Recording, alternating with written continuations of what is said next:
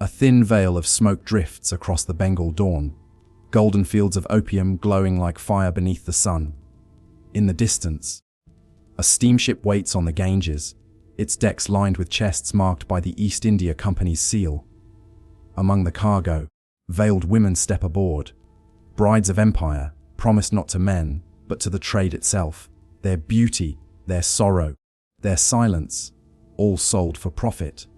As the anchor lifts and the river swallows the horizon, one truth becomes clear. These are not love stories. They are transactions written in smoke. The story of the opium brides begins not in the palaces of power, but in the quiet villages of Bengal, where the smell of wet earth mingled with the faint bitterness of poppy flowers. The fields stretched endlessly, green and pale, their bulbs swelling with the milky sap that would one day be turned into gold for the British Empire. In those fields, barefoot farmers bent under the sun, their hands stained white by the residue of the crop they did not own, and yet, the burden of their survival depended entirely upon it. The East India Company had transformed Bengal into a vast plantation of addiction. Every seed sown, every bulb harvested, was counted, taxed, and shipped. Its final destination not local markets, but the docks of Canton, the bazaars of Singapore, and the luxurious dens of London. Yet the empire's hunger was not only for the drug itself. It was for control, for the shaping of lives, families, and bodies into instruments of profit. In the shadow of this machinery, a new and haunting figure began to emerge: the opium bride. She was not a myth. She was the daughter of a farmer who could not pay his debt. She was the woman promised in marriage to a merchant, only to find her dowry converted into chests of opium. She was the courtesan shipped to China to represent Indian elegance to wealthy traders. Her beauty used as a bridge between commerce and desire. To the British traders, she was a symbol, a delicate ornament of empire. To her people, she was a tragedy, the living embodiment of how deeply addiction had woven itself into every layer of society. These women were offered as peace tokens, as payments, as emissaries in silk, carrying not love, but the poison that had enslaved millions. As the 19th century unfolded, the trade routes between India and China became highways of smoke. Ships carrying opium left Calcutta's harbours by the dozen, their decks creaking under the weight of chests stamped with imperial insignia. Alongside them travelled human cargo, servants, translators, courtesans, and among them the opium brides. They were bound for foreign lands where they would be both exotic and invisible, honoured and owned. Back in India, the villages emptied. Young men were drafted into the company's service, while young women were left behind in a world that offered no future. Families began to whisper that marrying into the trade, aligning oneself with opium merchants or company intermediaries, was a form of salvation. But salvation came at a cost. In one account from 1823, a Bengali woman named Amira was married off to a British opium broker in Patna. Her father had lost everything to poppy taxes, and this union was his final attempt at redemption. Amira's new husband dressed her in silks, taught her English, and paraded her before visiting officials as an example of native refinement. But as the months passed, Amira's husband grew addicted to his own wares. The house became a haze of smoke, her life a slow dissolution beneath the velvet and perfume. By the time the opium wars began, women like Amira had become silent witnesses to an empire's hypocrisy, where purity, morality, and Christianity were preached from pulpits, even as addiction and exploitation lined the empire's coffers. Every puff of smoke in a London drawing room, every pipe lit in a Canton den, carried with it the shadow of these women, nameless, voiceless, traded like goods, bound by an invisible contract written in the ink of empire.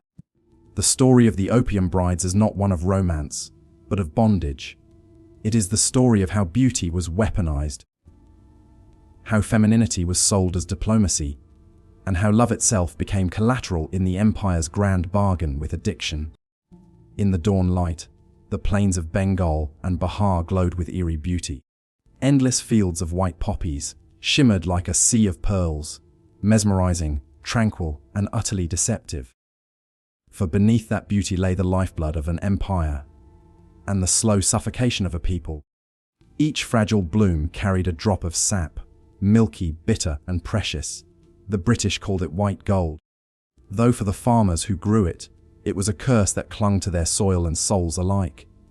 By the 1820s, the East India Company had turned the Indian countryside into a vast narcotic machine. Villages that once grew rice and wheat were ordered, or coerced, into cultivating poppy. Contracts were signed in ink, but enforced with hunger. Those who resisted were punished with fines, confiscations, or worse. The poppy, beautiful and harmless in itself, became the empire's chain, binding peasants to poverty while filling British coffers with the wealth of dreams. Every harvest followed the same grim ritual. Men, women, and children would move through the fields at dawn, scoring each bulb with delicate knives. From the cuts, the sap would bleed, sticky and white, and as it dried, it turned into a dark brown resin opium. This resin was scraped by hand, collected in tiny pots, and carried to government warehouses where British agents weighed, tested, and taxed it. For every handful of opium sold, an ocean of tears was shed in silence. The farmers were paid barely enough to live, and most fell into debt. Their children grew thin, their land barren. But the poppy fields kept expanding, because they had to. The British appetite for silver and the Chinese appetite for opium demanded it. From Calcutta, the company's merchants shipped the drug eastward, through the Bay of Bengal and the South China Sea, in wooden chests marked with imperial insignias. These chests, elegant and neatly sealed, were coffins, filled with the powder that would destroy a civilization and enrich another. In the counting rooms of Calcutta, British traders toasted their success with crystal glasses and imported gin. They called it commerce, but in truth, it was conquest, a conquest fought not with swords, but with addiction. And behind these transactions stood the quiet figures of women. Wives who watched their husbands grow wealthy on poison, widows who inherited opium fortunes, and Indian concubines who bore the children of traders, but not their respect. They were the silent witnesses of the poppy empire, the opium brides in the making. For some of these women, opium was not just profit, it became personal. They began to use it themselves, first as medicine for headaches, sleeplessness, or melancholy, then as solace for loneliness, for guilt, for the gnawing emptiness of being both privileged and powerless in a world ruled by men and money. The poppy that enslaved peasants now began to enslave the hearts of those who benefited from it. From the palaces of Calcutta to the misty hills of Shimla, the drug crept quietly through the veins of the empire. Like smoke through silk curtains, the empire had sound poppy in its soil, and now its roots were wrapping around the hearts of its people. Calcutta, the jewel of the British Raj, the empire's beating commercial heart, was a city that shimmered and rotted in the same breath. The Hooghly River carried ships heavy with tea, silk, and opium. Its banks gleamed with marble mansions built by men who dealt in dreams. Yet behind those grand facades, in curtained rooms perfumed with imported roses and poppy smoke, lived the women history forgot, the opium brides. They were not brides in the traditional sense. Some were English women who had crossed oceans in search of husbands, stability, or adventure, only to find themselves wedded to the machinery of addiction. Others were Indian women, mistresses, courtesans, or coerced companions, drawn into the orbit of British traders who saw love as a transaction and intimacy as another extension of empire. To the world outside, they lived in splendor. They wore lace gowns shipped from London, dined off silver, and attended glittering balls at Government House. Their homes were palaces of indulgence, chandeliers from Birmingham, crystal decanters from Edinburgh, and the faint scent of opium lingering behind every silk curtain. But inside, The reality was different. The women's laughter was soft and short-lived. Their smiles trembled like candlelight. Many of them were lonely, caught between two worlds, neither fully at home in the empire's hierarchy nor free to live beyond it. In the evenings, after the music faded and the servants withdrew, they sought comfort in the same substance that had built their fortunes. At first, it was innocent, a drop of laudanum for the nerves, a pinch of powdered opium for the sleeplessness brought by Calcutta's oppressive heat. But soon, the ritual deepened. Their hands trembled without it, their thoughts blurred within it. These were the nights when the empire's true cost was paid, not in gold, but in sighs. The women drifted in slow delirium, their minds slipping into the same haze that hung over the poppy fields of Bahar. They were surrounded by luxury but consumed by loss, of self, of love, of purpose. Among them were stories whispered in servants' quarters and written in letters never sent home. A British officer's wife who began taking laudanum after losing a child to cholera. An Indian courtesan who used the drug to numb herself after being cast aside by a lover who left for England. An Anglo-Indian woman who inherited her father's opium fortune and his addiction. In the twilight of these women's lives, the boundaries between wealth and ruin blurred. They became mirrors of the very empire they lived in, gilded on the outside, decaying within. For the men who profited from the trade, opium was currency. For the women who loved them, opium was escape. And for both, it was destiny.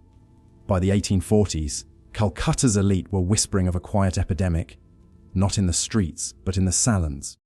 Elegant women grew pale and listless. They fainted easily, laughed too little, and stared too long at nothing. They were the silken casualties of the empire's most profitable sin. They weren't alone. Across the seas, in London's parlours and Shanghai's treaty ports, the same story was playing out. Lives tethered to the same bitter bloom. But in India, the contrast was sharper, crueler. The same hands that painted the poppy fields for profit were trembling from its poison. The empire, it seemed, had made brides not of women, but of addiction itself. Beneath the gleaming chandeliers of the governor's palace, where men toasted the prosperity of the British Empire, another world stirred in the humid darkness of Calcutta's docks. The air there was thick, not with perfume or politics, but with the mingled scent of sweat, salt, and opium. Crates marked with the East India Company's seal lined the quayside like silent soldiers, each one packed with the resinous bricks of addiction that would soon set sail for Canton, Singapore, and beyond. Here, the empire's real work was done, not in parliament halls or trading rooms, but in the night. Barefoot labourers carried the boxes aboard, their hands stained brown with the dust of poppy resin. The British called it commerce. The Indians called it curse.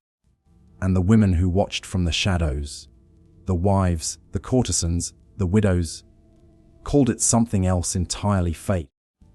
Many of these women had no choice but to exist on the edges of that trade. Some were widows of sailors lost to fever or foreign wars, forced to survive by working in the opium warehouses as packers or cleaners. Others were concubines of traders, caught between devotion and dependence, their lives woven into the rhythm of ships and shipments. And there were those who came willingly, seeking the men who had promised them fortune, only to find those fortunes built on misery. The docks were the empire's bloodstream, carrying its lifeblood, opium, eastward. But they also carried whispers of missing cargo, secret lovers, and the women who vanished with the tides. It was said that on some nights, when the fog rose off the Hooghly River, you could hear the echoes of footsteps and laughter from women long gone. Opium brides who had been swallowed by the trade they could never escape. Among the dockside taverns and opium dens, there was one that stood out. A dim, smoky establishment run by a half-Indian, half-Chinese widow named Asha Lee. Her place was a haven for those caught between worlds: smugglers, sailors, traders, and the lost women of Calcutta, She was known to serve tea spiked with tincture of opium, sweet, numbing, and dangerous. The walls of her den were lined with silk hangings, each hiding a secret passage or a concealed room. Many a British officer found comfort there, in her words or her arms, whispering confessions they'd never dare speak in daylight. And yet, Asha Lee herself was no mere temptress. She was a survivor, a woman who had once been married to a company agent and widowed by the very trade that had enriched him. Her husband had died of the drug he sold, his body found in a bed soaked with sweat and the scent of opium. His fortune vanished in court disputes. She kept only his debts and his knowledge. From that knowledge, she built her small kingdom of shadows. It was women like her who embodied the contradictions of the age. Powerful in secret, powerless in public. She knew the faces of every official who smuggled a little more on the side, every missionary who condemned sin by day and indulged it by night. And she knew that the opium trade was not just a business. It was a web of desire and deceit, spun tight around the empire's throat. While men debated morality in the grand halls of London, the truth lay here, in the flicker of oil lamps over brown water, in the sighs of women who loved men built on corruption, and in the smoke that rose each night from pipes along the riverbank. The docks were more than a place of work. They were confessionals, battlegrounds, and brothels all at once, a microcosm of empire, where everything and everyone was for sale. And among the crates of opium and silk, one could still find the scent of roses, the faint perfume of the opium brides, who walked through this world like ghosts in silk, bound to love and loss both measured in weight and purity. By the late 1830s, the air above the Pearl River carried more than the scent of opium. It carried tension, thick as storm clouds. The Chinese government, pushed to desperation by a nation drowning in addiction, had begun to strike back. The emperor's edict thundered across the empire: let the poison be purged. Let no foreigner defile our land with this smoke of corruption. The order reached Canton with the weight of divine wrath. Opium warehouses were raided. Chests were seized and piled high like sacrificial offerings. British traders screamed about their property rights. But to the Chinese officials, these were not goods. They were chests of death. Commissioner Lin Zexu, the emperor's loyal servant, took a stand. He ordered thousands of crates of opium poured into the sea. For 3 days, the tides turned milky white, poisoned by the very substance that had once made empires rich. And as those waters churned, so too did the lives of the women bound to this trade, the opium brides, in the treaty ports and river towns. Many of these women had married into the world of opium, willingly or otherwise. Some were British women who followed their merchant husbands, draped in silk and illusion, unaware of the dark empire that funded their comfort. Others were Indian or Chinese women, bartered as wives or concubines to opium traders, carrying in their arms both children and shame. When the conflict erupted, the First Opium War, they paid the price first. British ships roared into Chinese harbors with black smoke and iron fury, their cannons shattering junks and forts alike. Towns burned, families fled inland, the air filled with screams, fire, and the sickly scent of poppy residue. In Macau, the once elegant homes of British traders became prisons of fear. Women like Eleanor Ashcroft, who once hosted lavish tea parties with silver spoons and opium pipes, now hid in basements as cannonballs tore through the city walls. The dreams of luxury had turned into nightmares of war. In Bengal, Indian wives of opium agents watched their husbands conscripted into the British Navy or forced into bankruptcy as trade routes collapsed. For many, addiction had already taken their minds, now war took their futures. In one letter recovered from the archives of the East India Company, a woman named Sita Devi wrote to her brother, "The English burn for their pride, the Chinese burn for their land, and we the women burn for both." The war was brief but brutal. Britain's superior weaponry crushed the Chinese resistance. The Treaty of Nanking in 1842 forced China to open its ports and surrender Hong Kong. To the victors it was triumph, to the defeated, humiliation. But to the opium brides scattered across these empires, it was the end of their world. Some found themselves abandoned as their husbands returned home, leaving them behind as colonial remnants. Others drifted into the opium dens themselves, numbing their grief with the same smoke that had destroyed so many lives.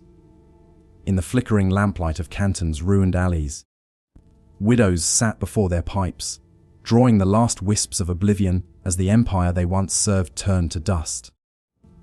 The war of smoke and sorrow wasn't fought just with cannons. It was waged in the hearts of women who had loved, lost, and burned alongside the trade that enslaved them. The men wrote treaties. The women bore the silence, and as the ashes settled, the world moved on, forgetting their names, leaving only their ghosts to whisper through the haze of opium smoke drifting over the South China Sea. The ships that left Calcutta's docks under the pale light of dawn carried more than crates of opium. They carried stories of ambition, betrayal, and love turned to addiction. The sea itself became a mirror for this moral tide. Each wave that slapped against the hull whispered the same truth: empires were not built on glory, but on powder, smoke, and sorrow. The East India Company's opium clippers were sleek and fast, gliding across the Bay of Bengal like predators. They were bound for Canton, the jewel of the South China trade, where the British had found their most lucrative market. Silver, silk, tea, and dreams were exchanged there. But nothing brought profit like the small brown pellets of death, packed neatly in chests, stamped Patna or Benares. Among the merchants and sailors on these voyages were also women, the companions, wives, and mistresses who followed their British lovers or husbands across the sea. Society in Calcutta had already labelled them fallen, for few respectable women boarded opium ships. But to these women, love, or survival, often left no room for reputation.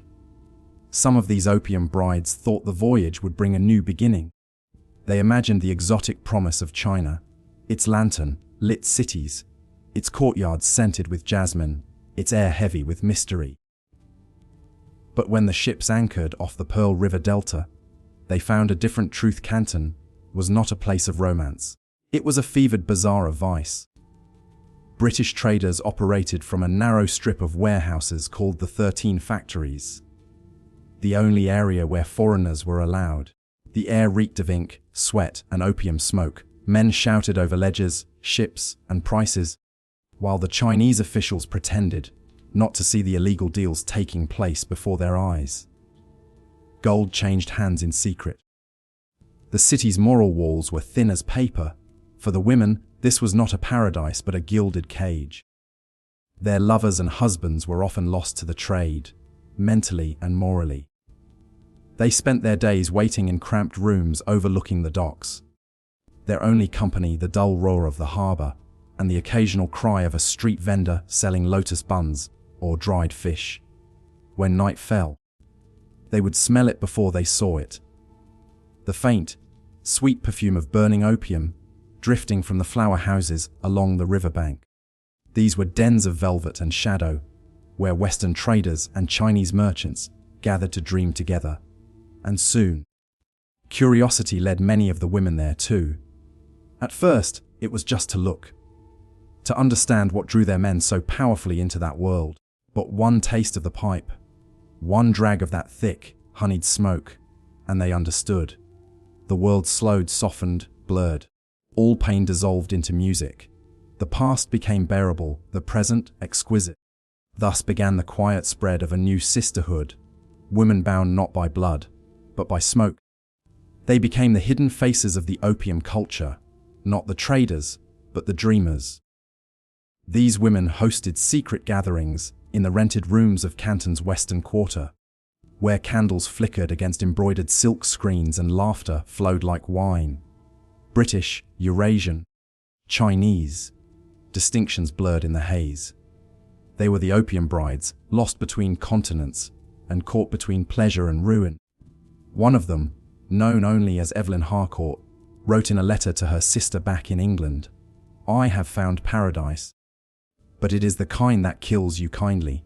The pipe gives peace like no prayer ever did, and when I wake, the world is ash again." Her letter was never sent.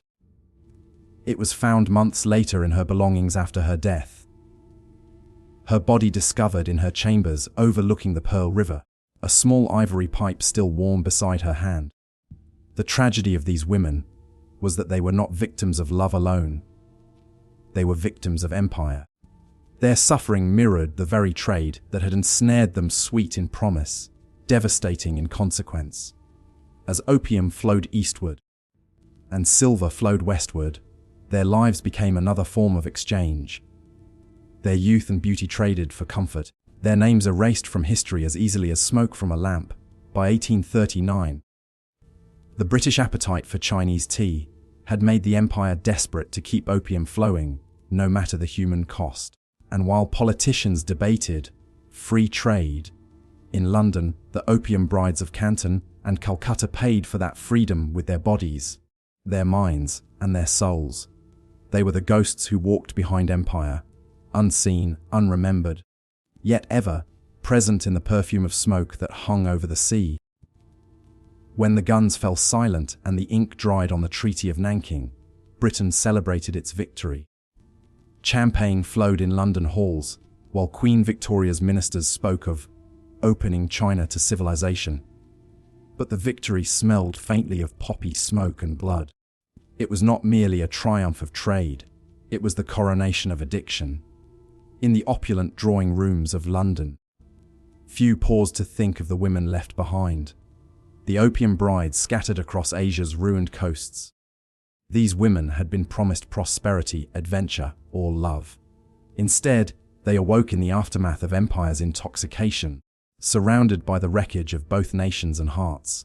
In Canton, the grand warehouses that once echoed with the bustle of commerce now lay hollow and haunted. British traders, newly enriched by forced trade rights, returned home, leaving their Chinese and Indian wives behind. These women, married by convenience, lust, or diplomacy, were now ghosts in their own cities. Shunned by Chinese society as collaborators, and ignored by the departing British as embarrassments, they vanished into the narrow alleys of the opium quarters. Many turned to the very drug that had stolen their lives. In the dim interiors of collapsing mansions, the air shimmered with the slow burn of opium lamps. Women sat draped in faded silks, their faces pale beneath the glow. Some inhaled in silence, others hummed broken lullabies to absent lovers. A few wrote letters no one would ever read, letters that smelled faintly of smoke and regret. One such letter, found years later in a chest in Hong Kong, read, "He said England needed the poppy to prosper. But I have seen it destroy every tender thing. It eats the heart first, then the memory." In India, where the poppy fields stretched for miles under the brutal sun, widows of the opium agents were left to rot in forgotten towns. They had seen the cost of empire in its rawest form. The starving farmers forced to grow poppy instead of rice. The children pale from hunger, the rivers poisoned by runoff from opium factories. Some of these women, racked with guilt, turned reformers. Others succumbed to the drug themselves, seeking numbness in the smoke that had made them rich. And yet, among the ruins, whispers of rebellion began to stir. Missionaries and social critics in both China and Britain started to speak out, calling the opium trade a sin clothed in silk. Women's journals in London published veiled criticisms, short stories about lonely widows in the Orient, whose lives had been ruined by their husbands' greed. The British elite read them as fiction, never realizing they were the thinly disguised truths of forgotten brides. By the 1850s, the faces of the opium brides had become symbols of something greater, the moral rot at the heart of empire. Their tragedy illuminated the hypocrisy of a civilization that claimed to bring light while spreading addiction. They were not queens or courtesans, they were collateral, living reminders that every empire leaves its ghosts. In one forgotten den in Macau, an elderly woman named Margaret Hensley was found decades later, surrounded by dust, covered photographs, and an empty opium lamp. On the back of one photograph, a young man in a British uniform, she had written in trembling hand, "Had conquered a nation. I conquered nothing but smoke." That single line, brittle and faint, captures what history erased. The quiet suffering of women who lived in the shadows of ambition and smoke. They were the wives of empire, the mothers of addiction, the ghosts of a trade that turned love into leverage and humanity into currency. As the decades passed and the smoke of empire thinned, Britain's memory began to clean itself. The moralists of London and Manchester, the new reformers of the late Victorian era, crafted a version of history that gleamed: progress, industry, faith, and honor. The Opium Wars were recast as necessary diplomacy. The trade became a footnote, and the women who had lived, loved, and perished in its shadow, the opium brides, were deliberately forgotten. Society had no room for them. They did not fit into the polished portrait of empire that the Victorians wanted to hang in their galleries. To speak of them was to acknowledge that the empire's foundations were soaked in sin, that every coin minted in London might carry the echo of a widow's sob from Bengal or a child's hunger in Canton. So the polite world drew its veil of respectability and looked away. In drawing rooms filled with lace and laughter, the word opium was replaced by commerce. British aristocrats who had built fortunes from the trade rebranded themselves as philanthropists. They endowed hospitals, libraries, and orphanages, many named after their wives, but none for the women left behind in Asia. The empire had mastered not just conquest, but amnesia. In the colonies, the erasure was even more cruel. Mixed-race children born to British traders and their Asian wives were often taken from their mothers, sent to missionary schools, and stripped of language, name, and memory.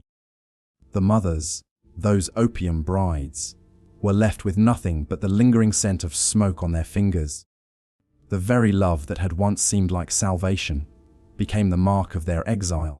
Travel journals of the time describe glimpses of them, always in passing, always with pity or disdain. One French traveler wrote from Macau in 1863, "They are women who once lived in mansions and now haunt the ruins. Their eyes are dull, their voices soft. They speak of England as if it were a dream." In London, meanwhile, society was perfecting hypocrisy into an art form. Laudanum bottles, made from opium, were sold over the counter in apothecaries, often prescribed to women of the upper class for nerves or female hysteria. The same drug that had enslaved China was now neatly bottled in blue glass and labeled medicine. No one called it addiction. No one called it empire's ghost. Poets and painters, however, remembered, at least in whispers. In smoky studios along the Thames, artists painted Eastern women with distant eyes and veiled sadness. They called them muses or phantoms, never wives or victims. One painting, discovered years later in a forgotten gallery, bore the name The Bride of Smoke. The artist was unknown, but the subject's sorrow was unmistakable. Her gaze, turned toward an unseen sea, seemed to ask the same question history refused to answer: who remembers the women when the empire forgets itself? By the turn of the century, the story of the opium brides had faded almost completely. Britain's textbooks spoke of trade triumphs and naval glory, not of forced poppy fields or broken families. In China and India, too, the women were erased, seen as symbols of shame or Western corruption. Their graves went unmarked, their stories untold. But history has a way of whispering through cracks.